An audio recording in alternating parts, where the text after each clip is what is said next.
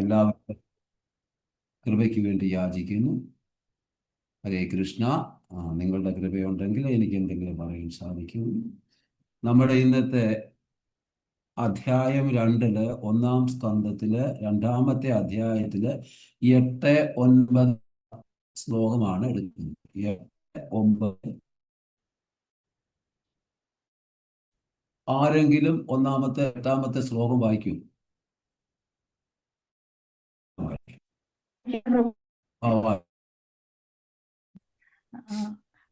ഭാഗവതം അധ്യായം ശ്ലോകം 8. വേത്താത്തും സൗമ്യ തത്സർവം തത്നുഗ്രഹാത് ബ്രൂയു സ്നിഗ്ധസ്യ ശിഷ്യസ്യ ഗുരവോ മുഖ്യമപ്യതേ. 8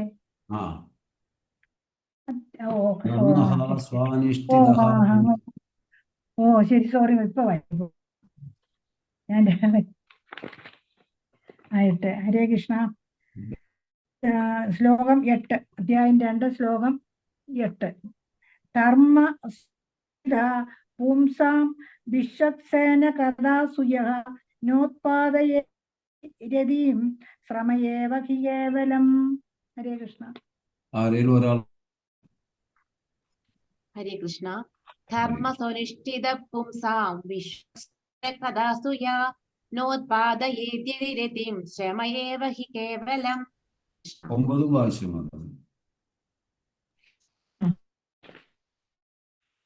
9 വായിച്ചു. വർഗസ്യ നാഥോ അർത്ഥായുവോ കൽപ്പതേ നാഥസ്യ ധർമ്മകാന്തസ്യ കാമോലാഭായ ഹി സ്മൃതഃ. ഹരേ കൃഷ്ണ. ഹരേ കൃഷ്ണ. 10 വായിച്ചു. ശ്ലോകം 9. ധർമ്മസ്യ വർഗസ്യ നാഥോ അർത്ഥയോ കൽപ്പതേ നാഥസ്യ കാന്തസ്യ കാമോലാഭായ ഹി സ്മൃതഃ. 10 വായിച്ചു. 10 വായിക്കാനാ. ഹരേ കൃഷ്ണ.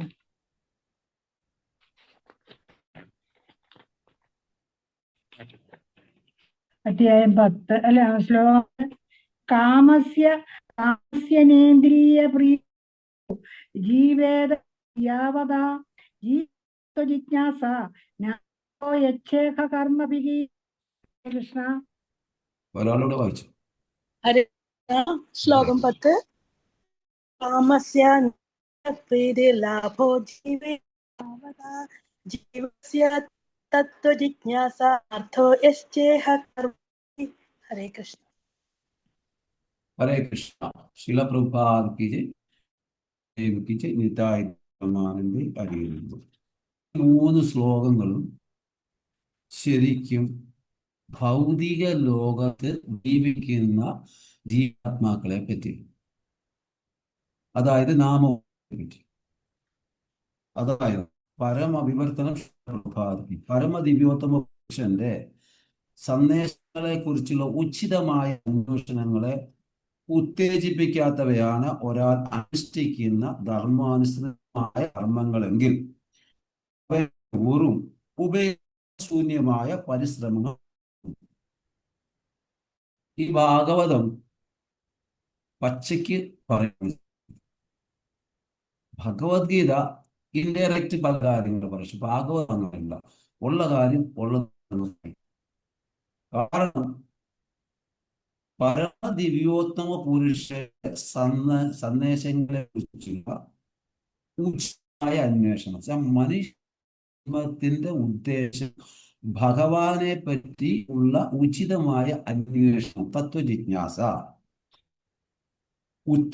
ഉത്തേജിപ്പിക്കാത്തവയാണ് ഒരാൾ അനുഷ്ഠിക്കുന്ന ധർമാനുഷ്ഠിത കർമ്മങ്ങൾ. നാം ഓരോരുത്തരും അനുഷ്ഠിക്കുന്ന ധർമാനുഷ്ഠിതമായ കർമ്മങ്ങൾ ഭഗവാനെ പറ്റി അറിയാനോ ഭഗവാനുമായിട്ട് സംബന്ധമോ ആയ പ്രവൃത്തിയെങ്കിൽ അതിന് യാതൊരു പ്രസക്തിയും ഇല്ല എന്ന് ഭാഗവതം വ്യക്തമാക്കി തരുന്നു. അവയൊക്കെ ഉപയോഗശൂന്യമായ പരിശ്രമങ്ങളാകുന്നു. ഇതാണ് അപ്പൊ നമ്മൾ ഈ വായിക്കുമ്പോൾ സ്വാഭാവിക ഒരു പരിധി വരെ ആൾക്കാർക്ക് ക്രോധമുണ്ടാകും. കാരണം എങ്ങനെ ക്രോധം വരുന്നു? ഭൗതിക ലോകത്ത് നമുക്കിഷ്ടപ്പെട്ടതായുള്ള കാര്യങ്ങൾ പറയുമ്പോൾ നമുക്ക് സന്തോഷം ഉണ്ടാകുന്നു, നമ്മളെ സപ്പോർട്ടീവായിട്ട്.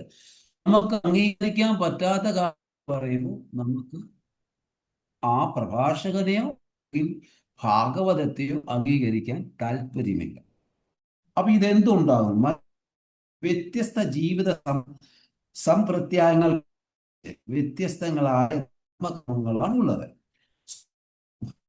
ശരീരമായ തന്നെ ദർശിക്കാത്ത മൂഢഭൗതികവാദിക്ക് ഇന്ദ്രിയങ്ങൾക്കതീതമായി ഒന്നും തന്നെ ഇല്ല. അപ്പൊ മൂഢന്മാരായ സ്ഥൂല സൂക്ഷ്മ ശരീരങ്ങളിൽ മാത്രം മൂഢന്മായ ആൾക്കാർക്ക് അതിനു മേലുള്ള യാതൊന്നും ഇല്ല അവര് ചിന്തിക്കുന്നു. അപ്പൊ നമുക്കറിയാം, ഉണ്ട് ഒന്ന് ശരീരമുണ്ട്, ഒന്ന് സ്ഥൂല ശരീരവുമുണ്ട്. ഈ സ്ഥൂല ശരീരം നമുക്കറിയാം പഞ്ചഭൂത സൃഷ്ടി, ഞാൻ അതിലോട്ടൊന്നും പോകുന്നില്ല. അപ്പൊ സൂക്ഷ്മ ശരീരത്തിന് 3 പേര് പറയുന്നു, ഓടിച്ചു പോകുന്നേ ഉള്ളൂ. ഒന്ന് ശരീരം എന്ന് പറയുന്നു, 2 ശരീരം എന്ന് പറയുന്നു. ഈ സൂക്ഷ്മ ശരീരം എന്ന് പറയുന്നത് മനസ്സും ബുദ്ധിയും ആത്മാവും ചേർന്നതാണ്. നാം ചെയ്യുന്ന പ്രവൃത്തികൾ അനുസരിച്ച് നമുക്ക് ക്ഷീണിക്കാൻ വേണ്ടി ഉള്ള ശരീരം എന്ന് പറയുന്നത്. അതിവാഹക ശരീരം എന്ന് പറയുന്നത് നമ്മള് യമദണ്ഡന്റെ കാറിൽ പോകാൻ വേഗത്തിൽ സഞ്ചരിക്കേണ്ട അത് അതിവാഹക ശരീരവും എന്ന് പറയും. അപ്പൊ ഇവിടെ ഒരു സൂക്ഷ്മ ശരീരം മനസ്സും ആകുന്ന ഈ ശരീരം നമുക്ക് ഒരു ക്വസ്റ്റ്യൻ. രണ്ടാമത്തെ ക്വസ്റ്റ്യൻ, ഈ സൂക്ഷ്മ ശരീരം എത്ര നമ്മൾ എടുത്താലും പരമാത്മാവും ജീവാത്മാവും കൂടി ചേർന്ന് എന്തുകൊണ്ട് വരുന്നു? എന്തുകൊണ്ട് വരുന്നു? നിങ്ങൾക്കൊന്ന് ഗസ് ചെയ്ത് പറയാൻ പറ്റും? സമയമില്ല, പെട്ടെന്ന് പറയും. തെറ്റിക്കോട്ട്, കുഴപ്പമില്ല. നമ്മുടെ വാസന അനുസരിച്ച് ജന്മം കിട്ടുന്നു. അതുകൊണ്ട് വാസനയനുസരിച്ച് നമ്മൾ ജന്മം കിട്ടും. അതൊക്കെ. അപ്പൊ സൂക്ഷ്മ ശരീരം നമ്മൾ ജനിച്ചാലല്ലേ നമുക്ക് സൂക്ഷ്മ ശരീരം വരുന്നുള്ളൂ. ജനിക്കുമ്പോഴാണ് നമുക്ക് നമ്മുടെ കർമ്മം കൊണ്ട് ജനിക്കുമ്പോ നമുക്ക് സൂക്ഷ്മ ശരീരം കൂടെ ഉണ്ടല്ലോ. നമുക്ക് ജനിക്കുന്നത് കൊണ്ട് കിട്ടുന്നതല്ലേ? അല്ലെങ്കിൽ ഈ നമുക്ക് എന്തിനാണ് ശരീരത്തിലേക്ക് കയറുന്നത് എങ്കിൽ മാത്രമേ നമുക്ക് മനസ്സിലാവും. അതുകൊണ്ട് അങ്ങനെ ചോദിച്ചതേ ഉള്ളൂ. അതായത് മനസ്സുകൊണ്ട് ചെയ്യുന്ന പ്രവൃത്തികളെ, അതിന്റെ പാപങ്ങൾ, അതിന്റെ നന്മ അനുഭവിക്കണം. ഓക്കെ. വാക്ക് ചെയ്യുന്ന പ്രവൃത്തികളും അതിന്റെ ഫലങ്ങളും അനുഭവിക്കാൻ. അഹങ്കാരം കൊണ്ട് ചെയ്യുന്ന പ്രവൃത്തികളും അതിന്റെ നന്മയും തിന്മയും അനുഭവിക്കാൻ. നമ്മുടെ പുറകെ ഈ എത്ര നമ്മൾ എടുക്കുന്നു അത്രയും ജന്മത്തിൽ മനസ്സും ബുദ്ധിയും ആകുന്ന അഹങ്കാരം സൂക്ഷ്മ ശരീരമായിട്ട് നമ്മൾ വരുന്നത്. അപ്പൊ ഇവിടെ ഭഗവത്മായിട്ട് പറയും, ഇത് മെറ്റീരിയൽ ഭൗതിക കാമക്രോധ ലോഭ മോഹ മതം ആശ്ചര്യം എന്ന് പറയുന്നത് നരകത്തിലേക്കുള്ള 6 വഴികളാണെന്ന് പറയുന്നു. അപ്പോൾ നാം ഓരോരുത്തരും ഈ ഭൗതികത എന്തുകൊണ്ട് നമുക്ക് ക്രോധം വരുന്നു, ആഗ്രഹം വരുന്നു, അത് ഈ സൂക്ഷ്മത്തിന്റെ അടിസ്ഥാനത്തിൽ ഒരു ഘടകം. ജീവജാലങ്ങൾക്ക് കോപം വരുന്നത് നമ്മുടെ ഒരു ഗുണത്തിന്റെ അടിസ്ഥാനത്തിൽ. നമുക്ക് സത്യരജ ഉണ്ട്. എന്നാൽ ഈ രജോ ഗുണത്തിൽ നിന്ന് വരുന്നതാണ് ക്രോധം. ഇത് നരകത്തിൽ വഴിയാണെന്ന് ഭഗവത്ഗീത പറയും. ആയതിനാൽ ക്രോധത്തെ കാമ അനുജ എന്ന് വരാനുള്ള എന്ന് വെച്ചാൽ നമ്മുടെ കാമ അല്ലെങ്കിൽ ഇച്ഛ അല്ലെങ്കിൽ ആഗ്രഹം ഇത്യാദി വരുന്നുണ്ട്. അതുകൊണ്ടാണ് ശാസ്ത്രത്തിന് കാമ അനുജ എന്നുള്ളത്. ഇനി ക്രോധം വരുന്നത് നമ്മുടെ ആഗ്രഹിക്കാത്തത് വരുമ്പോൾ, നടക്കാത്തതും നമ്മുടെ ചിന്താധാരയ്ക്ക് അനുസരിച്ച് നടക്കാതെ വരുമ്പോഴും, നമ്മുടെ കണ്ടി വിരുദ്ധമായിട്ട് നടക്കുമ്പോഴും, നമ്മുടെ സേവ സാഹചര്യത്തിന് വരുമ്പോൾ ക്രോധം വരും. പൊതുവെ ഇപ്പോ വിധിക്കുന്നു. അപ്പൊ ഈ ദോഹയിലെ ജോലി കഴിഞ്ഞ് 9:30 സ്വാഭാവികമായിട്ട് 10:15 പറയുന്നു, മനുഷ്യൻ ഉറങ്ങാനും പോകുന്നില്ല, എന്തൊരു ക്ലാസ്. സ്വാഭാവികമായോ ഒരു മൊട്ടത്തല നിർത്തത്തില്ല, ഇല്ലേ? ഇങ്ങനെയുള്ള കാര്യം അത് ആരുടെയും കുഴപ്പമല്ല. കാരണം ശ്രീരാമചന്ദ്രന്റെ അടുക്കല് ഉണ്ട്, അങ്ങേക്ക് ഒരു ഫോളോവേഴ്സ് ഉണ്ട്, അങ്ങനെ അങ്ങ് തട്ടുകയും ചെയ്യും. അപ്പം ഭഗവാൻ പറഞ്ഞു, പേടിക്കണ്ട, എവിടെ ഭാഗവതം ഭഗവത്ഗീത എഴുതുന്നു അവിടെ നിനക്ക് ഫോളോവേഴ്സിനെ കിട്ടും, എല്ലാവരും പോരാളിയാണ്. അപ്പൊ ഇങ്ങനെ നമ്മള് ഭഗവത്ഗീത ഭാഗവതം ഒക്കെ എടുക്കുമ്പോൾ നമ്മൾ ഉറങ്ങും. അപ്പൊ ആരനുഗ്രഹിക്കുന്നു? നിദ്രാദേവി. അപ്പൊ ഇത് നമ്മുടെ ഒരു ഇച്ഛയ്ക്ക് അനുസരിച്ചല്ലേ ആടോ. അപ്രകാരം ആഗ്രഹം പൂർത്തീകരിക്കാത്തത് നമുക്ക് നമ്മുടെ അനുസരിച്ച് കാര്യങ്ങൾ നടക്കാതെ വരുമ്പോഴും നമ്മുടെ കണ്ടീഷന്, നമ്മളെല്ലാവരും കണ്ടീഷൻ സോളാണ്, ആ കണ്ടീഷന് വ്യത്യാസം വരുമ്പോഴും നമ്മുടെ സാഹചര്യം വരുമ്പോഴും മാറ്റം വരുമ്പോഴും സ്വാഭാവികമായിട്ട് നമുക്ക് ഇതിന്റെ എല്ലാം അടിസ്ഥാനം സൂക്ഷ്മ ശരീരം ആണ്. അവിടെ നമുക്ക് എന്ത് വരുന്നു? സത്യ രജോ ഗുണങ്ങളാൽ നമ്മൾ ബന്ധനസ്ഥനാണ്. ആയതിനാലാണ് ഭൗതിക ജീവാത്മാക്കളെ ബദ്ധജീവാത്മാക്കൾ എന്ന് വിളിക്കുന്നത്. ഇപ്പൊ 2 തരത്തിലുണ്ട്, ജീവാത്മാക്കളുണ്ട്, ബദ്ധജീവാത്മാക്കളുണ്ട്. നമ്മളെല്ലാവരും ഈ ഭൗതിക നമ്മൾ മനോചിന്തയും എന്തുമാത്രം ഭഗവാൻ ശരണം പ്രാപിക്കുന്നു അതിനെ അനുസരിച്ച് നമ്മൾ ബന്ധനത്തിൽ നിന്ന് വിമുക്തരാകും. ചിലർ 70% വിമുക്തരാകും, ചിലർ 50% ചിലർ 30%. അവരവരുടെ സാധനയുടെ ഭഗവാനിലുള്ള ശരണാഗതി, ഭഗവാനിലുള്ള ആധ്യാത്മിക ഗുരുനാഥ ശരണാഗതിക്കൊക്കെ അനുസരിച്ചാണ് പേഴ്സന്റെ, നമുക്കറിയത്തില്ല അതെത്ര. അപ്പൊ അതങ്ങനെ. അപ്പോ റോങ് ആശയവിനിമയം ക്രോധം ഉണ്ടാവും,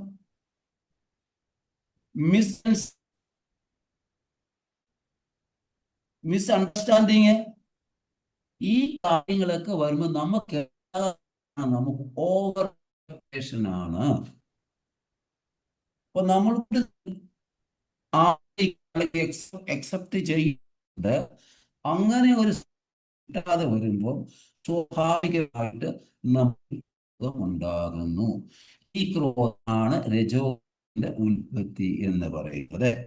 കാരണം ശാസ്ത്രം പറയുന്നുണ്ട് സത്വഗുണവും രജോഗുണവും തമോ ഗുണത്തിലും ഏറ്റവും ശ്രേഷ്ഠമായത് സത്യഗുണമാണ്, എന്നാൽ അതിലും ശ്രേഷ്ഠമായത് ശുദ്ധ സത്വമാണ്. എന്തുകൊണ്ടാണ് പറയുന്നു? അടുത്തൊരു ക്വസ്റ്റ്യൻ. കാരണം സത്യഗുണമുള്ളപ്പോ നമ്മൾ ഭഗവാനായിട്ട് കൂടുതൽ അടുക്കാൻ ശ്രമിക്കുക. സത്യഗുണം നമ്മുടെ സത്യത്തിൽ രജോ ഗുണങ്ങൾ അടങ്ങി അപ്പൊ അത് പ്യുവർ അല്ല. പ്യുവർ സത്യഗുണം എന്ന് പറയുന്ന ശുദ്ധ സത്യഗുണം, അതിൻ്റെ അകത്ത് രജോ ഗുണവുമില്ല, തമോ ഇല്ല. ഓരോരുത്തരുടെ ആഗ്രഹങ്ങൾക്ക് കഴിഞ്ഞ ജന്മങ്ങളിലെ പ്രവൃത്തികളുടെയും കർമ്മത്തിന്റെയും ഈ ജന്മത്തിലെ പ്രവൃത്തികളുടെ കർമ്മത്തിന്റെയൊക്കെ അടിസ്ഥാനത്തിലാണ് ഈ ഗുണങ്ങൾ വ്യത്യാസം വരുന്നത്. സ്വാഭാവികമായിട്ട് നമ്മൾ മിശ്രഭക്തിക്കാരാണ്. നമ്മൾ ശുദ്ധ ഒരുപാട് ആൾക്കാർ. അപ്പൊ അവിടെ ദോഷം. നമ്മുടെ ഗുണത്തില് സ്വാത്വിക ഗുണത്തിൽ രജോ ഗുണം തുടങ്ങിയിട്ടുണ്ട്, തമോ ഗുണമുണ്ട്. പേഴ്സൻറ്റേജ് കൂടി കുറഞ്ഞു ഇരിക്കും. ക്ലിയർ ആകുന്നതാ നിങ്ങൾക്ക്? ഇനി ഭോക്താരാമേത സർവലോകമകേശം ഭൂതാന ജ്ഞാത്വാം ശാന്തി നിർച്ചിതി ഭഗവത്ഗീത പറഞ്ഞു. സ്വാതകൻ പറ്റിയവരാകുന്നു. അപ്പൊ നമുക്ക് ടെൻഡൻസി, സ്വഭാവം, ഒരു ഇച്ഛ വരുമ്പോൾ ഈ മുന്നിൽ പറഞ്ഞിട്ട് സംഭവങ്ങളെല്ലാം ഓട്ടോമാറ്റിക്കലി നമ്മുടെ കൂടെ വരും. നമ്മൾ ധാരണയുണ്ട്, ഞാൻ കൺട്രോൾ ആണ്. അതായത് നമ്മളെല്ലാവരും നമ്മുടെ കൺട്രോളറാണ്. ഇപ്പൊ ഹോം മിനിസ്റ്ററും മിനിസ്റ്ററും ആരാണ്? അല്ലേ? അപ്പൊ അവർക്ക് അവരുടേതായ ഒരു കൺട്രോൾ ഇല്ല. നല്ല കാര്യം, അതങ്ങനെ വേണം. പക്ഷെ ആ കൺട്രോൾ വീട്ടിൽ ഭരിച്ച് എടുത്തു കഴിഞ്ഞാൽ എന്താ സംഭവിക്കുന്നത്? അത് ഗുണം ദോഷം ചെയ്യും. കൺട്രോൾ എന്ന് പറയുന്ന സ്വഭാവം അവിടെ നമ്മൾ ഈ ശരണായിരിക്കുന്നില്ല. ഞാൻ ഭാവം, അഹങ്കാരം കയറുന്നു. ഈ ഞാനെന്നുള്ള ശരീരത്തിലെ ആകുന്ന ഭാവം കയറുമ്പോൾ 90% ആൾക്കാരും ഭഗവാനിൽ ശരണം പ്രാപിക്കില്ല. അടുത്ത നമ്മൾ നമ്മുടെ ആഗ്രഹങ്ങളിൽ ശരണം പ്രാപിക്കുന്നു. ഇവിടെ എന്താണ്? നമ്മൾ ആഗ്രഹത്തിന് നമ്മൾ പ്രാപിക്കുന്നു. അടുത്ത ക്രോധം വരുന്ന മറ്റുള്ളവരുമായി ചെയ്യും.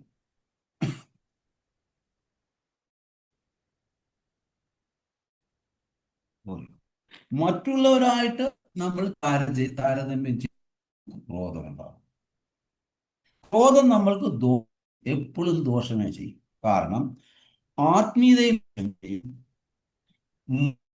ദോഷം ചെയ്യും, ശാരീരികമായിട്ട് ദോഷം ചെയ്യും, ഭൗതികമായിട്ട് ദോഷം ചെയ്യും. മെഡിക്കൽ സയൻസ് എല്ലാ ദിവസവും ക്രോധിക്കുന്ന പെട്ടെന്ന്. കാരണം ഒരു തരത്തിൽ ഒരു വിഷമാണ് അവരുടെ ശരീരത്തിൽ ക്രോധം വരുമ്പോൾ ഉണ്ടാകുന്നത്. അപ്പോ അളവ് കൂടും, പ്രഷർ കൂടും, ഹൈപ്പർ ഉണ്ടാകും, ഉറക്കം വരും, ചിന്തകളും കാര്യങ്ങളും വരും. അതിനൊക്കെ നമ്മൾ ഇൻഫ്ലുവൻസ് ചെയ്ത് ഫോട്ടോ എന്ന് വിചാരിച്ചു കഴിഞ്ഞാൽ രക്ഷപ്പെടാൻ സാധിക്കും. ഇവിടെ ശരീരത്തില് വിഷം ഉണ്ടാക്കുന്ന ഈ ക്രോധം നമുക്കറിയാം. ക്രോധം ആന്തരികമായിട്ടും മാനസികമായിട്ടും നാം ഓരോരുത്തരെയും കാർന്നു തിന്നുന്ന ഒരു വസ്തുതയാണ്. അതാന്ന് പറഞ്ഞാൽ നിങ്ങൾ ദേഷ്യം വന്നിട്ട് ആ ദേഷ്യം വന്ന് നമ്മൾ പ്രവൃത്തിയോ ഒക്കെ ചെയ്ത് തണുത്ത് കഴിയുമ്പോൾ നമ്മൾ വിചാരിച്ച് അങ്ങനെ പറയണ്ടായിരുന്നല്ല, അങ്ങനെ ചെയ്യണ്ടായിരുന്നു എന്നൊരു മാനം നമുക്കുണ്ടാകും. അപ്പം ഒന്നുകിൽ ദേഷ്യം അവിടുന്ന് മാറുക, അതിനെ തണുപ്പിക്കാനായിട്ടുള്ള ജീവിക്കുക, അങ്ങനെയൊക്കെയുള്ള നമ്മുടെ ചിന്താധാര മാറ്റുവാണെങ്കിൽ നമുക്ക് കുറേയൊക്കെ അതിൽ നിന്ന് രക്ഷപ്പെടാൻ സാധിക്കും. ഇത് പറഞ്ഞു കഴിഞ്ഞാൽ നമ്മൾ അതിനെ കൗണ്ടർ ചെയ്യാൻ പോകുമ്പോൾ കൂടുതൽ ക്രോധമാകും. അപ്പൊ നമുക്ക് കൂടുതൽ ക്രോധം ഉണ്ടാകും. അപ്പൊ അന്തരീക്ഷം വളരെ മോശം. അതേസമയം നമ്മൾ അദ്ദേഹത്തെ കാര്യമാക്കിയില്ലെങ്കിൽ ഒരു പക്ഷേ ആൾ വരും.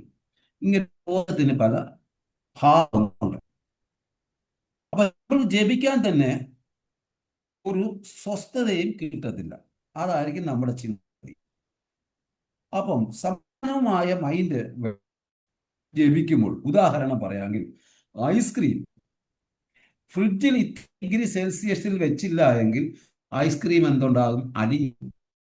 അപ്പോ നമ്മുടെ ക്രോധത്തിനെ നമ്മുടെ ജീവിതത്തിൽ നിന്ന് ദൂരം കഴിഞ്ഞാൽ കുറെയൊക്കെ നമ്മൾ അതിൽ നിന്ന് രക്ഷപ്പെടാൻ സാധിക്കും. ആയതിനാൽ ഈ ഭൗതികമായിട്ട് നമുക്ക് ഒരുപാട് മനസ്സമാധാനം, സ്വസ്ഥതയും ഉണ്ടാകും.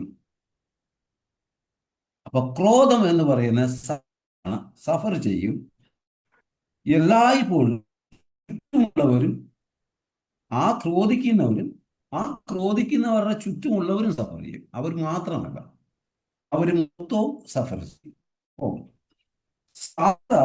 സദാസേവ്യ ശ്രീമദ് പറയുന്നു, സദാസേവ്യ. നമുക്ക് നമ്മുടെ ഹൃദയത്തിൽ കാണാൻ കഴിയും. നമ്മൾ സദാ ഭഗവാനുമായിട്ട് സേവനം ചെയ്ത് ഭഗവാനുമായിട്ട് സംബന്ധം സ്ഥാപിക്കുമ്പോൾ നമുക്ക് സ്വയം നമ്മുടെ ഹൃദയത്തിൽ ഭഗവാൻ കാണാൻ സാധിക്കും. അപ്പോൾ ഒന്നും നമുക്ക് ബാധകം അല്ല. ഭാഗവതം പഠിക്കുന്നതിൽ ഭക്തി ഉയരും, വിരക്തിയാകും. ഭൗതികതയിൽ നിന്ന് വിരക്തി ഉണ്ടാകും, ക്ഷമയുണ്ടാകും, സത്യം ഉണ്ടാകും. ഭാഗവതം പഠിക്കുമ്പോൾ ആ പഠിതാത്മാവിന് സാധിക്കും. ആയിട്ട് ഭൗതികമായിട്ടുള്ള കാര്യങ്ങളിൽ നിന്ന് വിരക്തി ഉണ്ടാകും. അതിലുപരി ക്ഷമ എന്ന് പറയുന്ന ഒരു സാധനം. ഇത് ജീവിതത്തിലെ ഏറ്റവും വലിയൊരു സ്വത്താണ്, അമൂല്യ സ്വത്താണ് ക്ഷമ എന്ന് പറയുന്നത്. ഇന്നത്തെ ആ കാലത്ത് ആൾക്കാർക്ക് ഇല്ലാത്തൊരു സ്വത്താണ്. അപ്പൊ ഈ ക്ഷമ ഉണ്ടാകുന്നു, സഹനശക്തി ഉണ്ടാകും.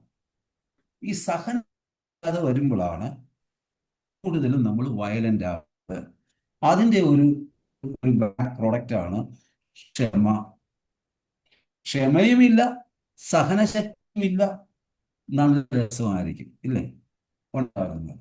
അപ്പൊ അത് നമ്മളൊന്ന് മെയിൻറ്റെയിൻ ചെയ്യാൻ നോക്കണം. ഇപ്പൊ ഇവിടെ ഇങ്ങനെയുള്ള കാര്യങ്ങൾ വരുമ്പോൾ നമ്മൾ അതിനെ കൺട്രോൾ ചെയ്താൽ നമ്മുടെ ജപം പഠനം വളരെ സ്മൂത്തായിട്ട് പോയിക്കൊണ്ടിരിക്കും. ഇല്ല, തത്തമ്മേ പൂച്ച പൂച്ച എന്നായിരിക്കും നമ്മുടെ ജപവും കാര്യവും.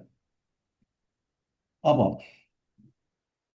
ഇവിടെ സനാതന ഗോസ്വാമി പറയുന്നു, എന്റെ സുഹൃത്താണ് ഭാഗവതമെന്ന്.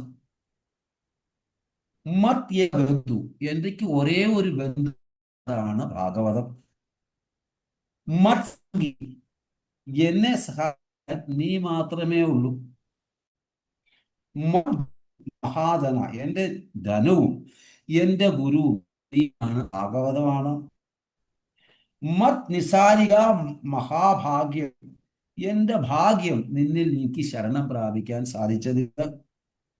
മത് അനന്ത നമസ്തുതേ, അതുകൊണ്ട് എന്റെ അനന്തകോടി പ്രണാമം നിനക്ക് അർപ്പിക്കുന്നു എന്റെ ഭാഗവതമേ.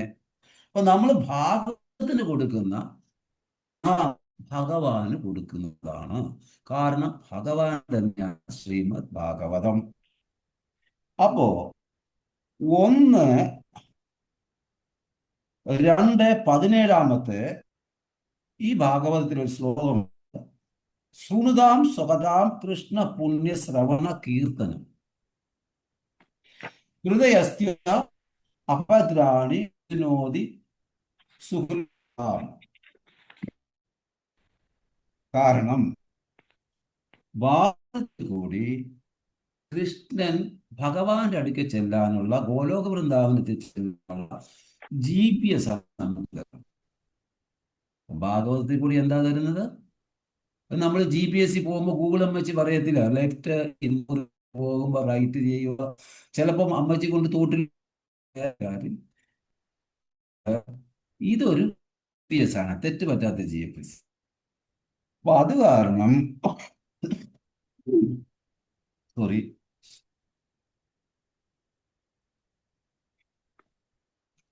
ഗോലോകത്ത് ഈ GPS വെച്ചിട്ട് ഈസി ആയി പോകാൻ സാധിക്കും. അപ്പൊ ആ GPS-ന്റെ പേരാണ് ശ്രീമദ് ഭാഗവതം. ഒരു കാര്യത്തിൽ കൂടി ഭഗവാനിൽ ആസക്തി ഉണ്ടാകുന്നില്ല എങ്കിൽ നമ്മൾ ആ കാര്യം ചെയ്യരുത്. ഈ ശ്ലോകത്തിന്റെ മെയിൻ കാമ്പാണ്. നമ്മൾ ജീവിതത്തിൽ ഒരു കാര്യം ചെയ്യുന്നതിൽ ഭഗവാനോട് നമുക്ക് ആസക്തി ഉണ്ടാകുന്നില്ല എങ്കിൽ ആ കാര്യം ചെയ്യരുത്. കാരണം കൃഷ്ണപ്രേമം ഉൽപ്പത്തി ഉണ്ടാകാത്ത ആധ്യാത്മ്യവാദി അല്ലെങ്കിൽ ആത്മികവാദി ആ വ്യക്തി ആ കാര്യം ചെയ്തിട്ട് അതൊരു കാര്യമില്ല, അതിനാണ് പറയുന്നത് ക്ഷമ ഏവ കേവലം. നാം ചെയ്യുന്ന പ്രവൃത്തി നമുക്ക് ഭഗവാനോട് ആസക്തി ഉണ്ടാകുന്നില്ല, നമുക്ക് ഭഗവാനോട് അടുക്കില്ല. നമ്മൾ സാധാരണഗതിയിൽ ഞാൻ ആരെയും ഉപദ്രവിക്കാറില്ല, ഞാൻ ആരുടെ കാര്യം ഞാനൊന്നും ചെയ്യുന്നില്ല, ഞാൻ വളരെ സ്വാത്വികനായിട്ട് ഒരു സൈഡ് വിളിക്കുന്നു, ഒരു കുറെ ആൾക്കാർ ഇങ്ങനെ പറയാതെ. പക്ഷെ അവർ ചെയ്യുന്ന സത്പ്രവൃത്തിയുടെ ഫലം അനുഭവിക്കാൻ അവർ വീണ്ടും 4 ലക്ഷം ജീവരാശി അവരിങ്ങനെ കറങ്ങിക്കൊണ്ടേയിരിക്കും. ഇതാരും പറയുന്നില്ല. ഇത് വല്ലാത്ത ഒരു അപ്പൊ ആയതിനാൽ നാം ഇരിക്കേണ്ടത് എന്ന് പറയുന്നത് ഭഗവാനുമായിട്ട് ബന്ധം സ്ഥാപിക്കാൻ സാധിക്കാത്ത പ്രവൃത്തിക്ക് പ്രസക്തിയില്ല എന്ന് ഭാഗവതം പറയുന്നു. ഈ ശരീരത്തിന്റെ ഉടയനായ ആത്മാവിനോട് അല്ലെങ്കിൽ ആ ആത്മാവിനെ പറ്റി മനസ്സിലാക്കിയില്ല എങ്കിൽ ആ ജീവിതം കേവലം മൃഗീയ കാരണം ഈ ഡ്രൈവ് ചെയ്യുന്ന സാധനം ആത്മാവാണ്. പരത്തിനോടത്തോളം കാലമേ ആ ആത്മാവിന് വണ്ടിയുള്ളൂ. അപ്പൊ പരമാത്മാവും ജീവാത്മാവും കൂടെ ശരീരത്തെ കുടിയിരിക്കുമ്പോൾ ആ ശരീരത്തിൽ വണ്ടിയുണ്ട്. ആ വ്യക്തി ആത്മാവിനെ സന്തോഷിപ്പിക്കുവാനുള്ള കാര്യം ചെയ്യുന്നില്ല എങ്കിൽ ആ മനുഷ്യജീവനായാലും അത് മൃഗീയ ജീവിതമാണെന്നാണ് പറയുന്നത്. ഇന്നത്തെ ആധുനിക ലോകത്ത് അവർക്ക് ഇതിനോടൊന്നും വലിയ താല്പര്യം ഇല്ല. ഇനി അവർ ചെയ്യുക അടുത്ത ജന്മമുണ്ടോ പരലോകമുണ്ടോ ആര് പോയി, ഇങ്ങനെയൊക്കെയുള്ള ക്വസ്റ്റ്യൻസ് ഒരുപാട് ചോദിക്കും. ഇവിടെ ഇങ്ങനെയുള്ള വ്യക്തി ആത്മാവിനെ പറ്റി മനസ്സിലാക്കുന്ന അവർ പറയുന്നു ആത്മാവെന്ന് പറയുന്ന വസ്തു ഇല്ല എന്ന്. അവരുടെ മുമ്പിൽ തന്നെ ഇത് മനസ്സിലാകുന്നുമുണ്ട്. കാരണം മരിച്ചെന്ന് പറഞ്ഞാൽ മരിച്ച വ്യക്തി കിടക്കുന്നു, ആ കിടക്കുന്ന വ്യക്തി അവിടെ ഉണ്ട്, പക്ഷെ ആ ശരീരത്തിന് യാതൊരു ജീവനില്ല. അപ്പൊ ആ ജീവൻ നിലനിർത്തുന്ന സാധനം എന്താ, അതില്ല. ഇതവർ ചിന്തിക്കാത്തതുകൊണ്ടല്ല, അവർക്ക് ചിന്തിക്കാനും അത് മനസ്സിലാക്കാനും ഉള്ള അറിവുണ്ട്, പക്ഷെ അവർ ഈഗോ അംഗീകരിച്ച് കൊടുക്കുന്നില്ല. അതാണ് ഞാൻ പറഞ്ഞ സൂക്ഷ്മ ശരീരം ഇങ്ങനെയുള്ള കാര്യങ്ങൾ കൂടിയാണ് ഈ അപ്പോ മനസ്സിന് മുകളിൽ കൂടി ആത്മീയത മനസ്സിലാക്കാൻ ഏത് നല്ലത് ഏത് ചീത്ത എന്ന് സാധിക്കും. മനസ്സിന് മുകളിൽ ബുദ്ധിയാണ്, ബുദ്ധിയിൽ കൂടി ആത്മീയതയും മനസ്സിലാക്കാൻ ഏതാ നല്ലത് ഏതാ ചീത്ത എന്ന് മനസ്സിലാക്കാൻ സാധിക്കും. ഇവിടെ ജ്ഞാനവും ഉണ്ടാകും. അപ്പൊ ആത്മീയത മനസ്സിലാക്കി ആത്മീയിക്കാൻ തുടങ്ങുമ്പോൾ നമ്മൾക്ക് മാത്രം നമ്മൾ ശരണാഗതി അത്രത്തോളം ജ്ഞാനവും വൈരാഗ്യവും നമ്മളിൽ ഉണ്ടാകുന്നു. കാരണം ജ്ഞാനവും വൈരാഗ്യവും ഭക്തി ദേവിയുടെ കൂടപ്പിറപ്പാണ്. അതിനാൽ അവിടെ ജ്ഞാനവും ഉണ്ടാകും. ഭൗതികവാദ അടുക്കൽ ബുദ്ധിയില്ല എന്നല്ല, അവർ ബുദ്ധിയെ ഇന്ദ്രിയ തൃപ്തി എങ്ങനെ ആസ്വദിക്കാം എന്നാണ് അവർ ചിന്തിക്കുന്നത്. ഭൗതികവാദി എന്നല്ല ഇതിൻ്റെ അർത്ഥം. അവർക്ക് നല്ല ബുദ്ധിയുണ്ട്, പക്ഷെ ആ ബുദ്ധി കൊണ്ട് അവരുടെ തൃപ്തി എങ്ങനെ ആസ്വദിക്കാം എന്നതാണ് അവർ ചിന്തിക്കുന്നത്. ആത്മജ്ഞാനത്തിൽ ഉപയോഗിക്കാത്തത് ഇന്ദ്രിയ തൃപ്തി ഉപയോഗിക്കുമ്പോൾ ഭഗവാനിൽ നിന്ന് നാം ഓരോരുത്തരും ദൂരെ പോകും. ഇതാണ് ഇന്ന് കൊണ്ടിരിക്കുന്ന കാര്യം. ഇതിന്റെ പരിണാമം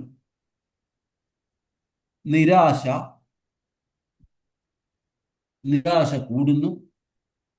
ഇവിടെ ആത്മഹത്യയുടെ പ്രവണതയും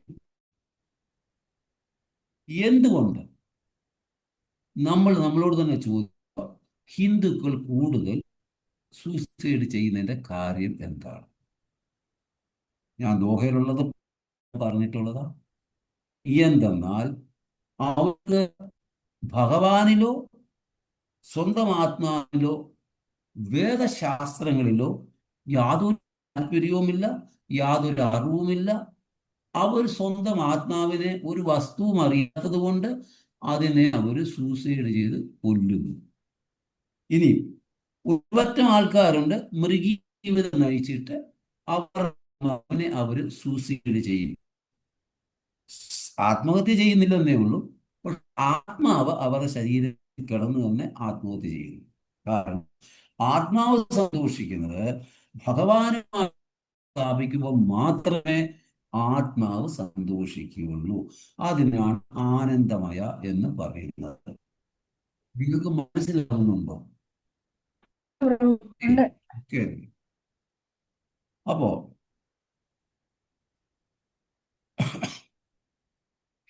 ഭക്തിയുടെ ഭാവന എല്ലാവരുടെയും ഹൃദയത്തിലുണ്ട്. ഇത് മറഞ്ഞിരിക്കുകയാണ്. ഭക്തിയില്ലാത്ത ഒരു വ്യക്തി ഈ ലോകത്തിലില്ല. എല്ലാ വ്യക്തികളും അതൊന്ന് പോളിഷ് ചെയ്തെടുക്കുകയുള്ളൂ, മറഞ്ഞു കിടക്കുകയാണ്. ഇത് വെളിയിൽ കൊണ്ടുവരണം. ഇവിടെയാണ് ഭക്തരുടെ കൃപയാണ്. ഈ ഭാവനയെ വെളിയിൽ കൊണ്ടുവരണം, അല്ലെങ്കിൽ കൊണ്ടുവരുത്തിക്കണം, അല്ലെങ്കിൽ കൊണ്ടുവരാൻ. മുക്തി അർത്ഥം ഭഗവാനുമായി ഒന്നാകൽ അല്ല. ഇവിടെ ശ്രവണ കീർത്തനത്തിൽ കൂടി ഭക്തിയുടെ ഭാവനയെ ഉയർത്തിക്കൊണ്ടുവരുക. എപ്രകാരം ഒരു വ്യക്തി ശ്രവണത്തിനും കീർത്തനത്തിനും ജപത്തിനും സാധ്യായനത്തിൽ കൂടിയും ഭഗവാനുമായിട്ടുള്ള അവന്റെ ആത്മീയ ബന്ധത്തെ ഉയർത്തിക്കൊണ്ടുവരുക. ഇവിടെ സാധു ഭക്തരുടെ കൃപ വളരെ അനിവാര്യമാണ്. അതുകൊണ്ടാണ് പറയുന്നത് ബ്രഹ്മാണ ബ്രഹ്മിതേ ഭാഗ്യവാൻ ജീവ ഗുരുകൃഷ്ണ കൃപാപായ ഭക്തിലത ബീജം എന്ന്. അപ്പോ അവിടെ പറയുന്നുണ്ട്. അപ്പൊ ഇവിടെ സാധു വരുമ്പോൾ ഇവിടെ ഭഗവാനുമായി പ്രേമം ഉണ്ടാകും. സാധുകൃപയാൽ ഒളിഞ്ഞു കിടക്കുന്ന ഭാവന, ഭക്തിയുടെ ഭാവനയെ അവർക്ക് തന്നെ സ്വയം കാണിച്ചു കൊടുക്കുമ്പോൾ ആ അവസ്ഥയിൽ ഭഗവാനുമായിട്ട് പ്രേമം ഉണ്ടാകുന്നു. എന്താണ് ധർമ്മ? ടെസ്റ്റ് 9 നമുക്കൊന്ന് നോക്കാം. ടെസ്റ്റ് 9 പറയുന്നു, ആ കർമ്മങ്ങളും നിശ്ചയമായും പരമമുക്തിയെ ഉദ്ദേശിച്ചു ഭൗതിക നേട്ടങ്ങൾക്കായി അവ ഒരിക്കലും അനുഷ്ഠിക്കരുത് എന്ന് മാത്രമല്ല, ഋഷിശ്രേഷ്ഠരുടെ മതമനുസരിച്ച് കർമ്മനിരതനായ ഒരിക്കലും ഭൗതിക നേട്ടങ്ങളെ ഇന്ദ്രിയ സംതൃപ്തി ഉപയോഗിക്കരുത്. ശുദ്ധഭക്തിയുടെ സേവനത്തെ പരിപൂർണ ജ്ഞാനവും ഭൗതിക ആദിത്വ നിസ്സംഗതയും താനെ പിന്തുടരുന്നുണ്ടെന്ന് നാം മുൻപ് തന്നെ വിശദമാക്കി കഴിഞ്ഞു. എന്നാൽ ചില മതാചാരങ്ങൾ ഉൾപ്പെടെ എല്ലാ ധർമ്മകർമ്മങ്ങളും ഭൗതിക ഉദ്ദേശിച്ചുള്ളവയെ കരുതുന്നു. അപ്പൊ ഇവിടെ വളരെ വ്യക്തമായിട്ടുള്ള ഒരു സംഗതിയാണ് പറയുന്നത്. ഭൗതിക നേട്ടങ്ങളുമായിട്ട് നമ്മളുടെ ധർമ്മത്തെയോ നമ്മുടെ നമ്മുടെ ഭക്തിയുടെ സേവനത്തെയോ കൂട്ടിക്കരുത്. കാരണം ധർമ്മ എന്നാൽ സ്വധർമ്മ, അതായത് നാച്ചുറൽ ഒക്യുപ്പേഷൻ എന്ന് പറയും. ധർമ്മസ്യാഹി അപവർഗസ്യ. പരമമുക്തിയുടെ പദം എന്ന് ജോലി ചെയ്യുക. ഭൗതിക ലോകത്തെ 5 കാര്യങ്ങളെ ആശ്രയിച്ചിരിക്കുന്നു. അപ്പൊ ഭൗതിക ലോകത്തിലെ കാര്യങ്ങളാൽ നമ്മളെ ബന്ധപ്പെട്ടിരിക്കുന്നു.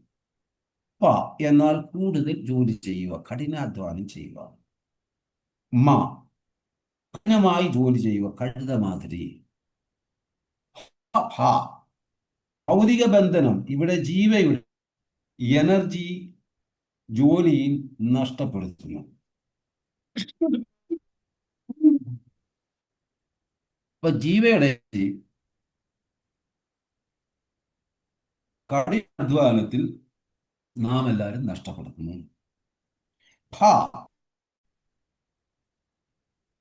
ഫ്രസ്ട്രേഷൻ, ഹാർട്ട് മെയിൻറ്റെയിൻ ചെയ്യാൻ സാധിക്കുന്നില്ല ഫ്രസ്ട്രേഷൻ. ഭയം കാരണം ഫ്രസ്ട്രേഷൻ. അപ്പോ ഫ മ ഹ ഭ വ ഇങ്ങനെയുള്ള കാര്യം അപവർഗം എന്ന് പറയുന്നു. അവസാനം മാ കാര്യങ്ങളായിട്ടാണ് നാം ഓരോരുത്തരും ഒരു രീതി ഈ കാര്യങ്ങളിൽ ബന്ധപ്പെടുക. ഓരോരുത്തരും സ്വയം ചിന്തിച്ചാണ്. ശാസ്ത്രം പറയുന്നത് ഈ 5 കാര്യം ഭൗതിക ബന്ധനം, ഇതിനെ പവർഗ എന്ന് പറയുന്നു. അതുകൊണ്ട് പറയുന്നത് ധർമ്മസ്യാഹി അപവർഗസ്യ, സ്വധർമ്മം എന്നും മുക്തിക്ക് ഭൗതികതയിൽ ചെയ്യുന്ന ശാരീരിക സംരക്ഷണവും ഇന്ദ്രിയ തൃപ്തി ആണ് ആൾക്കാർ. എന്നാൽ അധികം ആവശ്യം വരുമ്പോൾ ഫ്രസ്ട്രേഷൻ, ഭയവും ഉണ്ടാകുന്നു. ഇവിടെ ശത്രുതയും വരുന്നു, അസൂയയും ഉണ്ടാകും. ഇത് പറയാൻ വേണ്ടിയാണ് നമുക്ക് എന്തുകൊണ്ട് ഈ സൂക്ഷ്മ ശരീരം ഭഗവാൻ തന്നു എന്നുള്ളത്. ഇവിടെ സമാധാനം കിട്ടുമോ? സമാധാനം കിട്ടുമോ? ഭയമുള്ളിടത്ത് സമാധാനമോ? ഫ്രസ്ട്രേഷൻ ഉള്ള സ്ഥലത്ത് സമാധാനം കിട്ടുമോ? നിങ്ങൾ പറഞ്ഞു. കിട്ടത്തില്ല.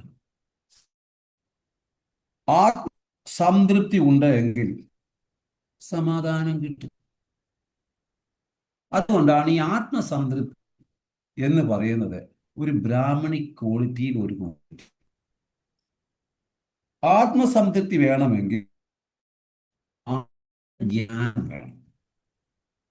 ഇവിടെ ഈ ആത്മീയ ജ്ഞാനം വരുമ്പോൾ ഹാപ്പിനെസ് ഉണ്ടാകും.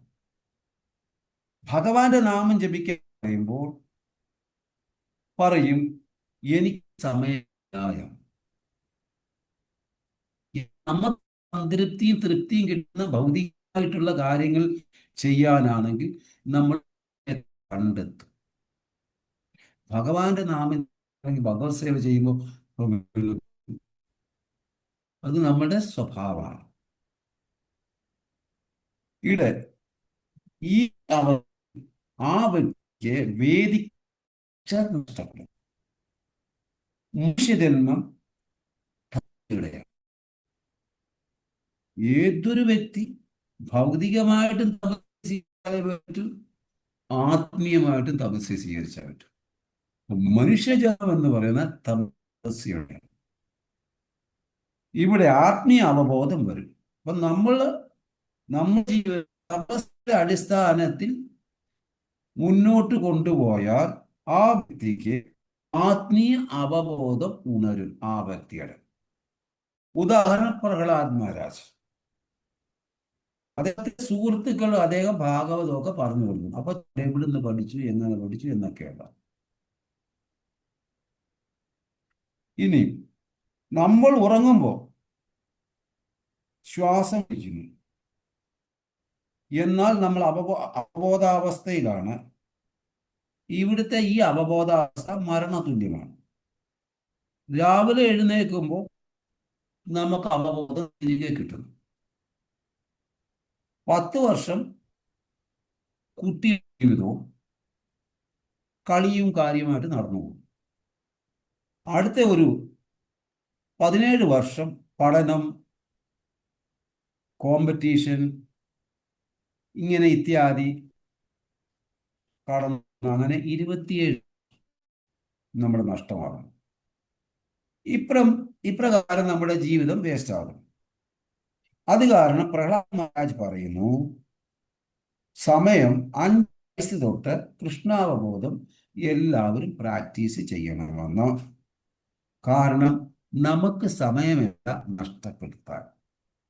കാരണം ഇപ്പം 10:10 ഈ 10:15 എന്റേതാണ്, 10:20 എന്റെയാണെന്ന് പറയാൻ പറ്റില്ല. അപ്പൊ നമുക്ക് ആ സമയമുള്ള സമയത്ത് നമ്മൾ ചെയ്യണം. 10ാമത്തെ ശ്ലോകം പറയുന്നത്, ജീവിത അഭിലാഷങ്ങളെ ഒരിക്കലും ഇന്ദ്രിയ സംതൃപ്തിയിലേക്ക് തിരിച്ചുവിടരുത്. ശാരീരിക സൗകര്യമായി മറ്റൊന്ന് തന്നെ ആഗ്രഹിക്കരുത്. കാരണം മനുഷ്യജന്മം നിരപേക്ഷ സത്യത്തെക്കുറിച്ച് ഉള്ള അന്വേഷണം വേണ്ടി മാത്രമുള്ളത്. നമ്മുടെ ലക്ഷ്യം മറ്റൊന്ന് തന്നെയാണ്.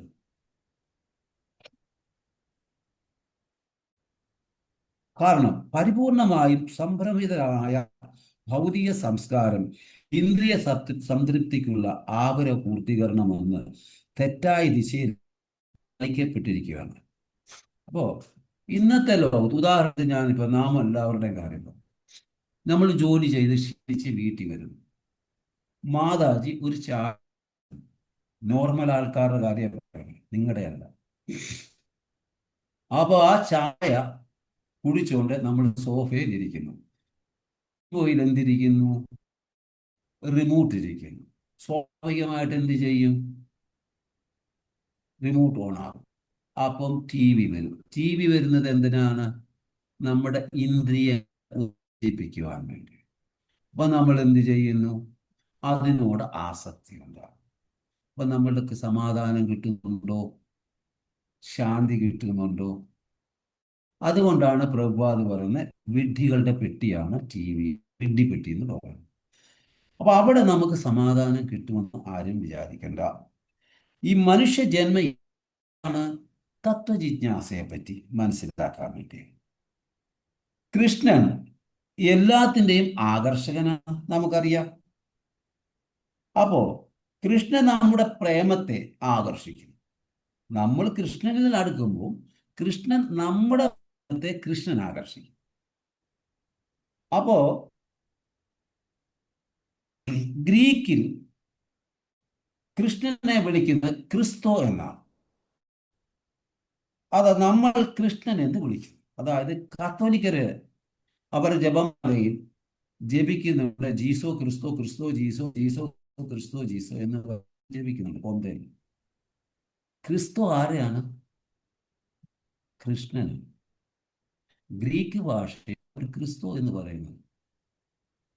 അപ്പൊ കൃഷ്ണൻ സ്തുതിക്കുന്നത്. അപ്പം നമുക്ക് കൃഷ്ണനെ ഒറ്റയ്ക്ക് വർഷിപ്പ് ചെയ്യുവാൻ പറ്റില്ല. കാരണം കൃഷ്ണന്റെ ശക്തി രാധ. അതുകൊണ്ട് നമ്മൾ രാധാകൃഷ്ണനെ വർഷിപ്പ് ചെയ്യുന്നു. അപ്പൊ എങ്ങനെയാണ് രാധാകൃഷ്ണനെ വർഷിപ്പ് ചെയ്യുന്നത്? നമ്മൾ ദിവസവും ഹരേ കൃഷ്ണ മഹാമന്ത്രം ചെല്ലുന്നത് തന്നെ ആദ്യം തന്നെ രാധയാണ് വിളിക്കുന്നത്. ഹര എന്ന് പറഞ്ഞാൽ രാധാറാണി, ഭഗവാന്റെ ആന്തരിക ശക്തി, അല്ലെങ്കിൽ ഹ്ലാദിനി ശക്തി, അല്ലെങ്കിൽ ചിത് ശക്തി, അല്ലെങ്കിൽ ഭഗവാന്റെ മനസ്സ്. അങ്ങനെ ഒരുപാട് കാര്യമാണ് രാധാറാണിക്ക്. ഭഗവാൻ പറയുന്നുണ്ട്, ഏ രാധേ, നിന്റെ പേര് കൂടാതെ ആരെന്നെ വിളിച്ചാലും അവർക്ക് എന്നെ ഞാൻ കൊടുക്കത്തില്ല. ക്ലിയർ ആയിട്ട് പറയുന്നു. അപ്പം ഒരു വ്യക്തി രാധേ രാധേ എന്ന് വിളിക്കുകയാണെങ്കിൽ ഭഗവാൻ അവർക്ക് ചെന്ന് നിൽക്കും, പക്ഷെ അവരുടെ കൂടെ നടക്കില്ല. എന്നാൽ രാധേ എന്ന് വിളിച്ചിട്ട് ഹരേ കൃഷ്ണ കൃഷ്ണ കൃഷ്ണ ഹരേ ഹരേ രാമ ഹരേ രാമ രാമ രാമ ഹരേ ഹരേ എന്ന് വിളിക്കുമ്പോൾ അവരുടെ കൂടെ ഭഗവാൻ നടക്കും. അപ്പം നമ്മുടെ കൂടെ നടക്കുകയാണോ വേണ്ടത്, നമ്മുടെ അടുക്ക ദൂരെ നിൽക്കുകയാണോ വേണ്ടതെന്ന് നമ്മളൊന്ന് ചിന്തിക്കണം. അപ്പൊ ഭഗവാൻ പറയുന്നുണ്ട്, രാധേ, നിന്നെ വർഷിപ്പ് ചെയ്യാതെ എന്നെ മാത്രം വിളിക്കുന്നത് എനിക്കിഷ്ടമുള്ള കാര്യമല്ല. അപ്രകാരം രാധാറാണിക്കും ഭഗവാനെ കൂടെ വിളിച്ചെങ്കിൽ രാധാറാണിയും സന്തോഷിക്കുന്നു. കാരണം ഭഗവാന്റെ മനസ്സാണ് രാധാറാണി, ഭഗവാനെ സേവിക്കുകയാണ് രാധാറാണി. അപ്പം ഭഗവാൻ രസരാജാണ്. ഒറ്റയ്ക്ക് രാധാറാണിക്ക് ഭഗവാനെ സേവ ചെയ്ത് തൃപ്തിപ്പെടുത്താൻ അങ്ങോട്ട് പറ്റുന്നില്ല. അപ്പൊ ഭഗവാനെ തൃപ്തിപ്പെടുത്താനായിട്ട് രാധാറാണി സ്വയം വിസ്തരിക്കുവാണ് അഷ്ടസഖികളായിട്ട്. അപ്പൊ ഈ അഷ്ടസഖികളായിട്ടിരിക്കുമ്പോൾ രാധാറാണി ശരിക്കും ലളിത വിശാഖയാണ് ഈ അഷ്ടസഖികളിൽ ഏറ്റവും ശ്രേഷ്ഠരായത്. അപ്പൊ ഈ ലളിത സഖി എന്ന് പറയുന്നത് ഭയങ്കര ഹാർഡാണ്. കൃഷ്ണനെ നിയന്ത്രിച്ച് നിർത്തുന്നത് ലളിത സഖിയാണ്. ലളിത സഖിക്കെതിരായിട്ട് കൃഷ്ണൻ നിൽക്കുന്നില്ല. വിശാഖ സഖി കുറച്ച് അല്പം സോഫ്റ്റാണ്. അപ്പൊ ലളിത സഖി ഏതാണെന്ന് നിങ്ങൾക്ക് മനസ്സിലാകണമെങ്കിൽ സിമ്പിളാണ്. കൃഷ്ണന്റെ ഇടത് സൈഡ് നിൽക്കുന്ന രാധ, വലത് സൈഡ് നിൽക്കുന്ന ലളിത സഖി. അപ്പൊ ലളിത സഖി നമ്മൾ ുള്ള ഫോട്ടോയിൽ നോക്കുമ്പോൾ വലത് സൈഡിൽ നിൽക്കുന്നത് ആരാണ്? ലളിത സഖി. അപ്പൊ ഈ ലളിത സഖിയാണ് കൃഷ്ണനെ ഇറക്കി നിർത്തുന്നത്.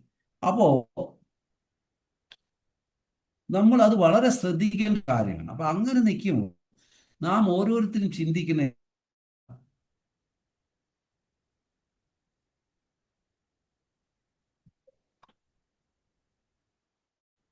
നമ്മൾ ചിന്തിക്കേണ്ടത് ഭഗവാനെ സന്തോഷിപ്പിക്കാനായിട്ട് രാധാറാണി പേരെ കൂടി സൃഷ്ടിച്ചപ്പോ നമ്മൾ രാധയെ വിളിച്ചാൽ ഭഗവാൻ സന്തോഷിക്കോ? ഇല്ല. അപ്പൊ ഹരേ കൃഷ്ണ മഹാമന്ത്രം മുഴുവനായിട്ട് ചെല്ലെങ്കിൽ മാത്രമേ ഭഗവാൻ സന്തോഷിക്കൂ. അപ്പൊ അതേമാതിരി നമുക്ക് ഈ തത്വങ്ങളൊക്കെ മനസ്സിലായെങ്കിൽ മാത്രമേ നമ്മൾ പോകുന്ന വഴി എന്തുമാത്രം ശുദ്ധമാണ്, ശരിയാണെന്ന് നമുക്ക് ബോധ്യമാകും. അതുകൊണ്ട് നമ്മൾ ആദ്യം ശക്തിയെ വിളിക്കുന്നു, ഹരേ എന്ന്, പിന്നെ കൃഷ്ണ എന്ന് വിളിക്കുന്നു. കൃഷ്ണൻ പറയുന്ന രാധേ എന്ന് വിളിക്കുന്നവരുടെ കൂടെ ഞാൻ പോകില്ല, മഹാമന്ത്രം പൂർണ്ണമായിട്ട് ചെല്ലുന്നവരുടെ കൂടെ. ഇതാണ് ഹരിനാമത്തിന്റെ മഹിമ. അപ്പൊ കൃഷ്ണൻ ഒന്നും ചെയ്യുന്നില്ല,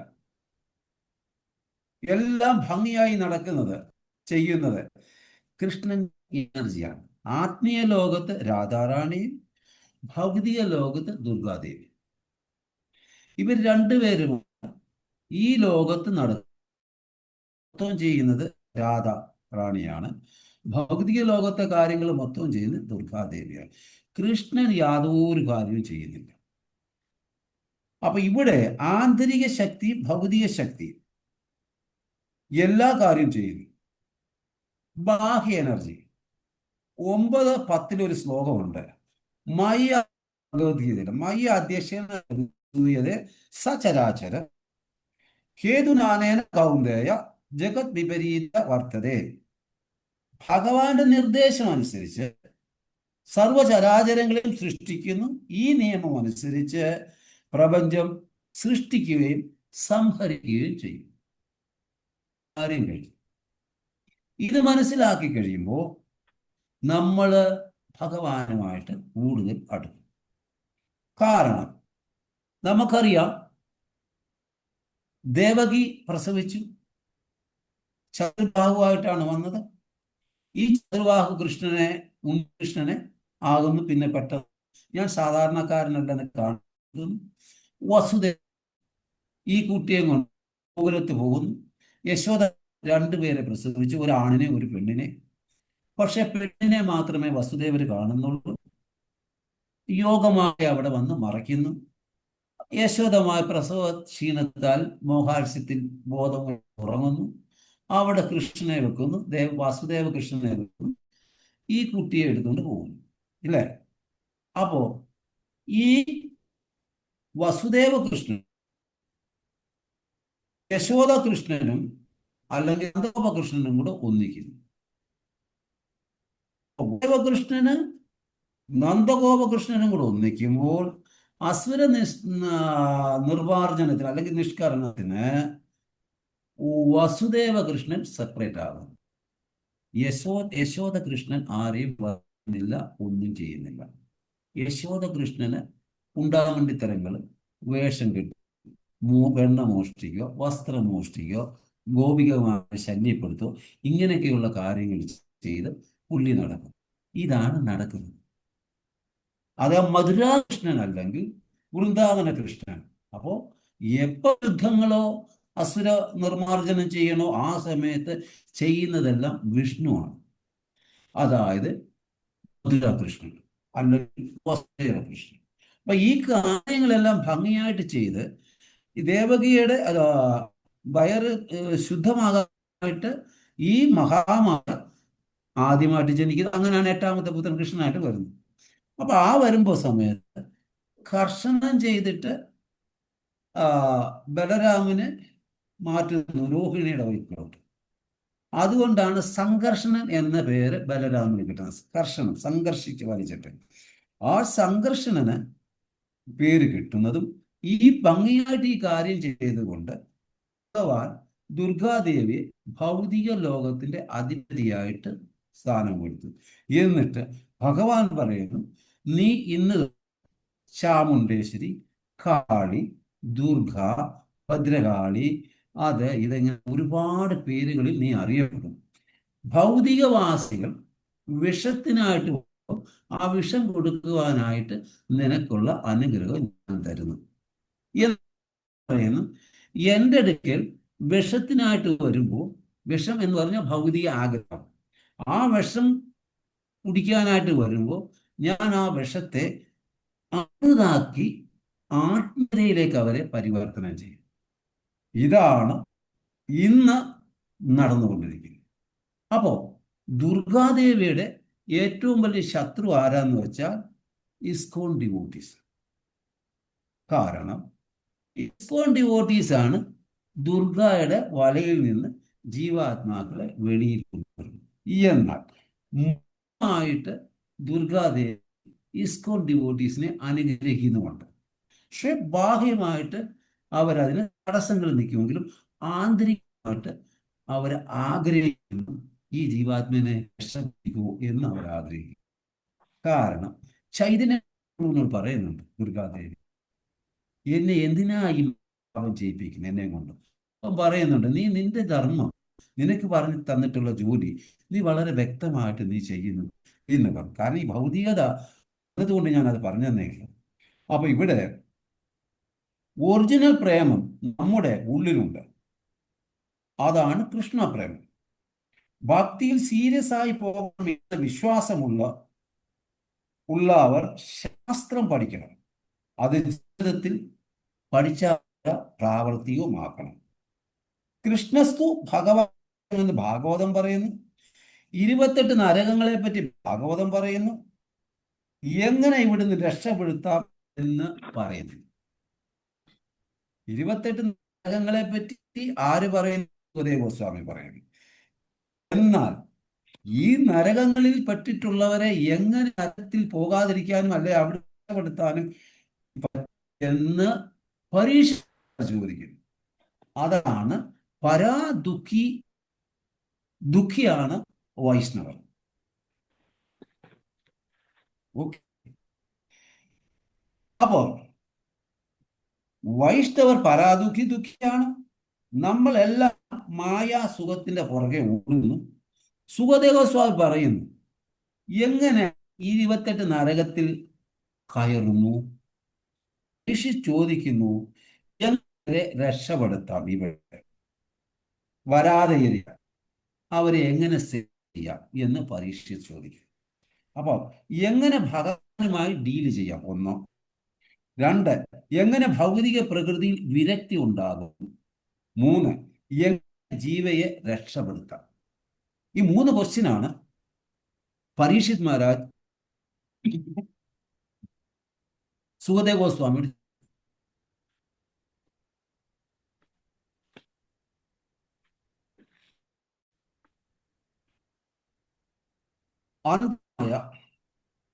അന്നമയ, പ്രാണമയ, മനോമയ, ജ്ഞാനമയ, വിജ്ഞാനമയ, ഇതെല്ലാം നിങ്ങൾക്കറിയാവുന്നതാണ്.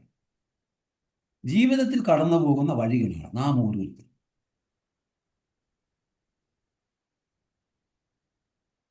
അപ്പോ പുനഃഭൂയാത് എന്ന് വെച്ചാൽ ഭൗതിക ലോകത്ത് തിരിച്ചു വരാൻ ആഗ്രഹിക്കുന്ന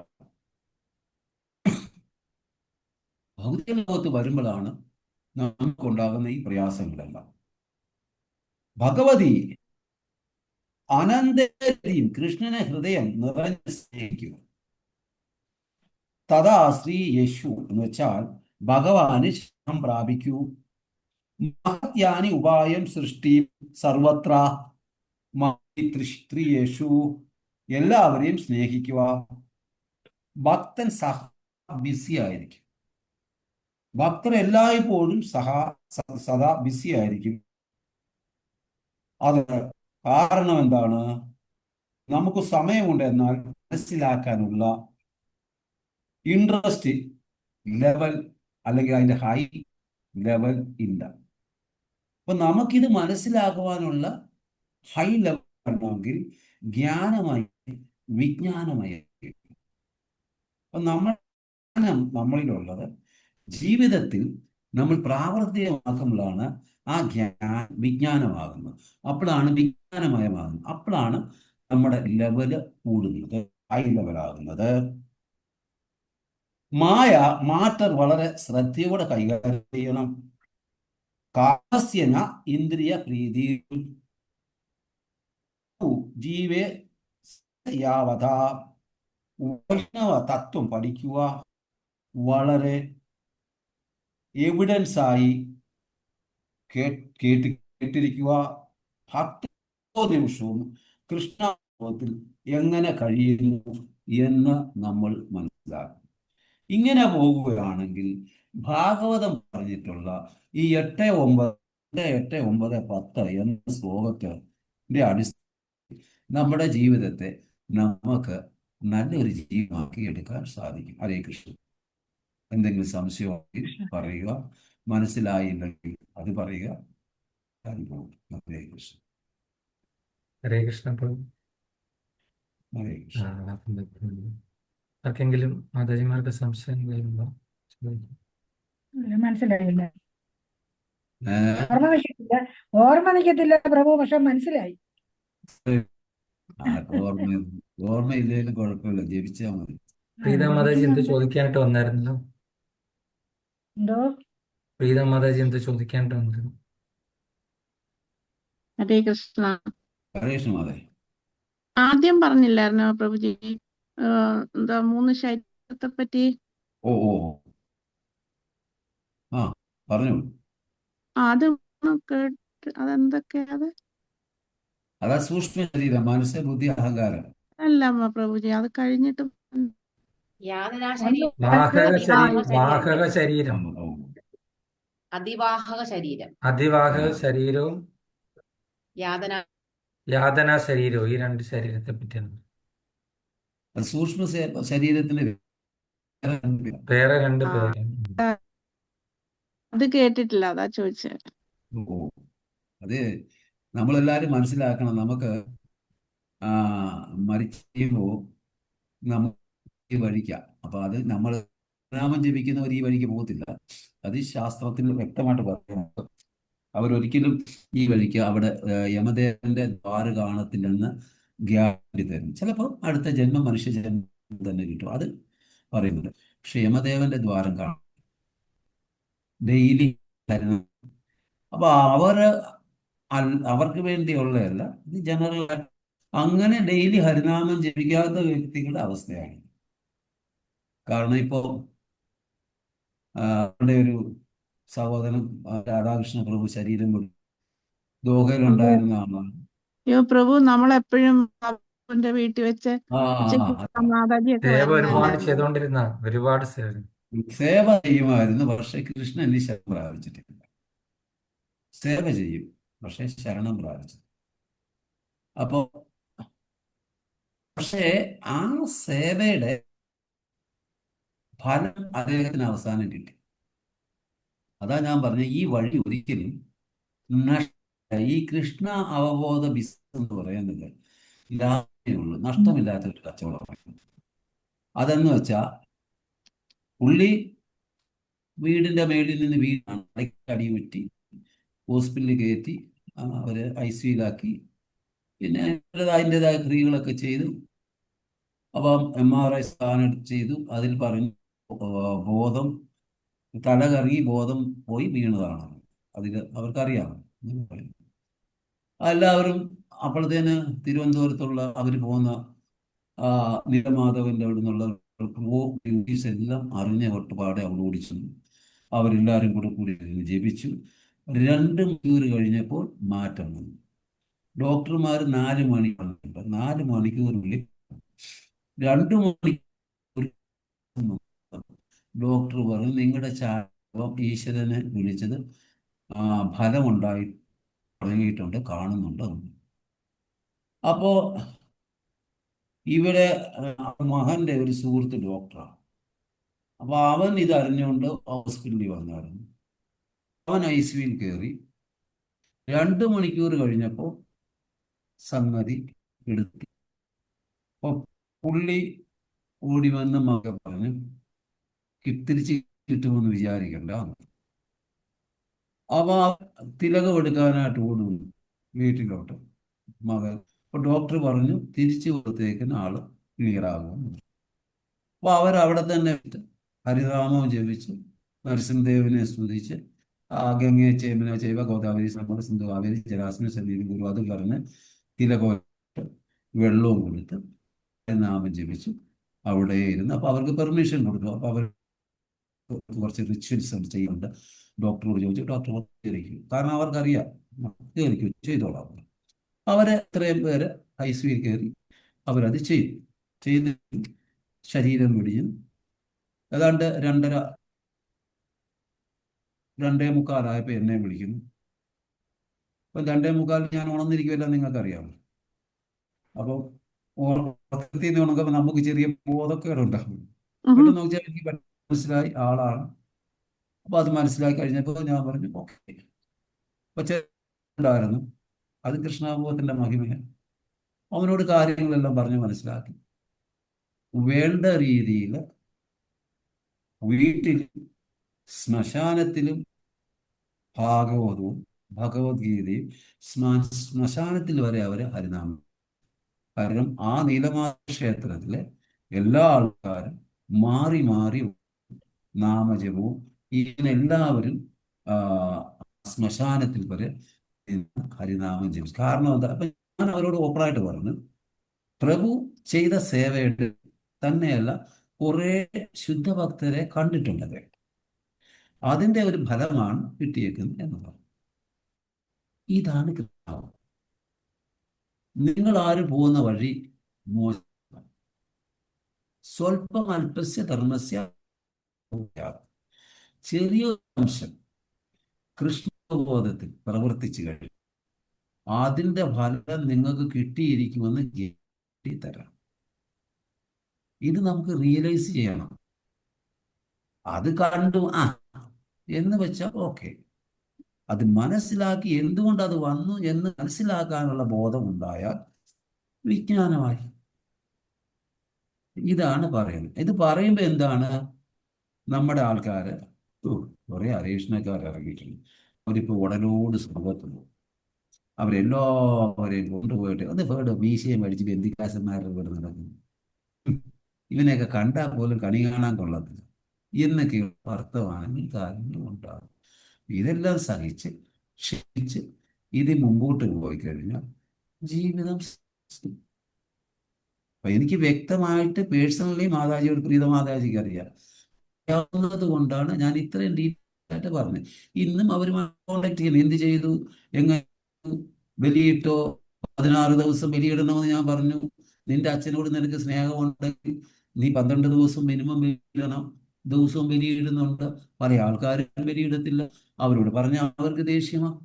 നമ്മൾ പറയാനുള്ളത് നമ്മൾ പറയും, നമ്മുടെ മനസ്സിലുള്ളത്. പക്ഷെ അത് ശരിയുള്ള അവരുടെയാണ്. അവർക്ക് സ്നേഹമില്ല. അവരെല്ലാ ദിവസവും 7-ാം തീയതി 7 ദിവസം അല്ല ദിവസം സഞ്ചയനം, ഇതിന് 14 അകത്ത് 16 ഉണ്ട അങ്ങോട്ട് കൊടുക്കുകയും ചെയ്യും. അപ്പോൾ അടി പാഴ്സലായിട്ട് കിട്ടും ജീവാത്മാവിന്. കാരണം നീ കാരണം പട്ടിണി കിടക്കുന്ന ഞങ്ങള് യമദൂതന്മാർ പറയും, യമപാശം കൊണ്ട് നല്ല അടി കിട്ടും. പിന്നെ ഭക്ഷണം കൊടുക്കാതെ ആകുമ്പോൾ ആരോഗ്യം കിട്ടുമോ, അതിവാഹക ശരീരം കിട്ടുമോ, കൂടുതൽ സഞ്ചരിക്കാൻ പറ്റുമോ? ആരോഗ്യം ഉണ്ടാകുമോ? കാരണം എന്നിട്ട് നിങ്ങൾ ഓരോരുത്തരും പോയി ഗരുഡ പുരാണം വായിക്കുക. ഞാൻ പറയുന്ന വെള്ളമാണെങ്കിൽ നിങ്ങൾ എന്നെ കല്ലെടുത്ത് എറിഞ്ഞു. സ്വമീമിൽ കുറെ കരയോഗക്കാരുണ്ട്. കഴിയും. അവരുടെ സൗകര്യത്തിനാ പ്രഭു ഇപ്പൊ 16 വേണോ 10 വേണോ അത് വീട്ടുകാർക്ക് കഴിവില്ല.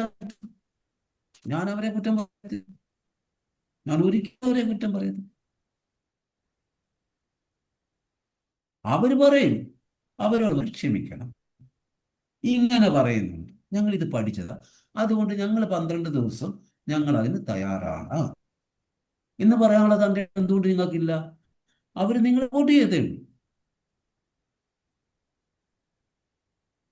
അപ്പൊ നിങ്ങൾക്ക് എനിക്കും മുഷിയാൻ വയ്യ. ഇതെങ്ങനെ സാധനത്തെ കൊണ്ടൊന്ന് കത്തിച്ച് കളയാമെങ്കിൽ വളരെ സന്തോഷം. ഹരിപോൽ. ഇതാണ് നടക്കുന്നത്. എന്റെ അവസ്ഥയും ഇതായിരിക്കും. ഞാൻ വ്യത്യാസമാണെന്ന് പറയുന്നില്ല. പക്ഷേ ആരെന്ത് ചെയ്താലും എനിക്കൊരു പ്രശ്നമില്ല. ഞാൻ ഭഗവാനോട് പറഞ്ഞിട്ടുണ്ട്, എന്നെ കൊണ്ട് കഴിയാവുന്ന ഞാൻ ചെയ്യുന്നുണ്ട്, ബാക്കി നീ എന്താണെന്ന് വെച്ചാൽ ചെയ്തു. അപ്പോൾ നമ്മളുടെ അവസ്ഥ എന്താണെന്ന് നമുക്ക് മനസ്സിലാകുന്നു. ഈ ശാസ്ത്രങ്ങളെല്ലാം പഠിക്കുന്നത് എന്തെന്ന് വെച്ചാൽ നമുക്കൊരു അവയർനെസ് ഉണ്ടാകണം, നമ്മളത് മനസ്സിലാക്കണം, അതനുസരിച്ചാണ്. അപ്പം നമ്മളത് പറഞ്ഞു കൊടുത്ത ഓരോ കാര്യങ്ങളും അവർ ചെയ്തു. അപ്പൊ നമ്മൾ പറഞ്ഞു കൊടുത്തത് തന്നെ നീലമാധവത്തിൽ അവരും പറഞ്ഞു. അപ്പൊ അവര് പറയാത്ത കാര്യം നമ്മൾ പറയുമ്പോൾ അവരതും കൂടെ ചെയ്ത് രണ്ടുപേരും കൂടെ, ഞാൻ പറഞ്ഞു അവരുമായിട്ട് കോണ്ടാക്ട് ചെയ്യുക,